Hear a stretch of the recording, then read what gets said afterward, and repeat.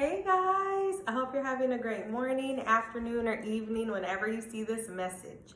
I'm Jessica and this is Jessica's Life with God. I haven't been on in about maybe a week, and here I am to give you guys a word today. And the word is Mary. I am so proud of you. The Lord is saying that many of you have been Marys in this season. You've been sitting at his feet. You've been waiting for him to give you answers. You've been waiting for him to guide you. You actually hear from the Lord himself. And what he's saying is he's so proud of you for listening to him and turning your ear toward him. If you're unfamiliar with the story of Mary and Martha in Luke, I'm just going to read you that passage so that you are aware of what the Lord is saying about you, okay? So this is going to be in Luke 10, 38 through 42. And it says, "Now, as they went on their way, Jesus entered a village, and a woman named Martha welcomed him into her house. And she had a sister called Mary, who sat at the Lord's feet and listened to his teaching. But Martha was distracted with so much serving, and she went up to him and said, 'Lord, do you not care that my sister has left me to serve alone? Tell her then to help me.' But the Lord answered her, 'Martha, Martha, you are anxious and troubled about many things, but one thing is necessary.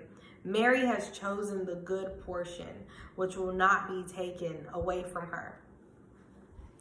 So the Lord is saying that he's proud of you for not being distracted.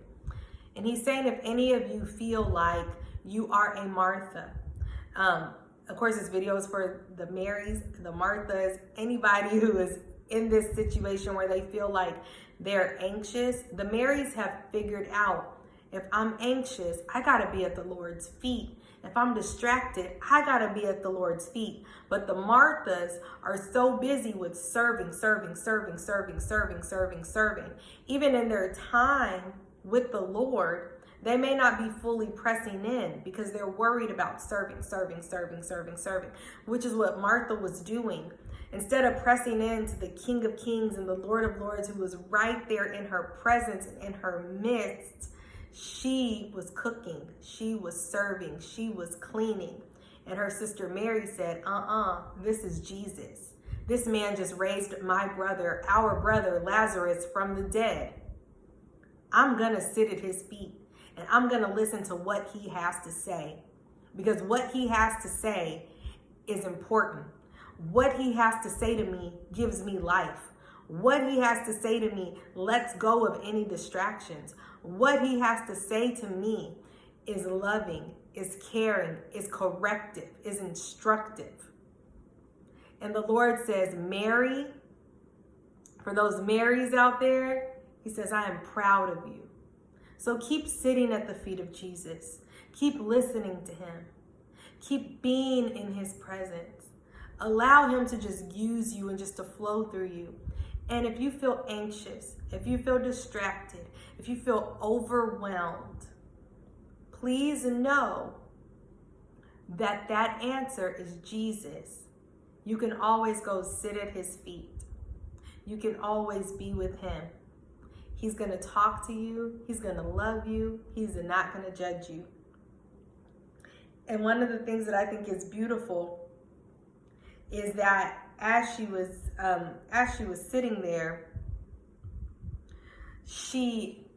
as Mary was sitting there, she was in awe. Obviously, she wasn't worried about what was going on in the household. She wasn't worried about any of that, any little distractions. She was worried about Jesus.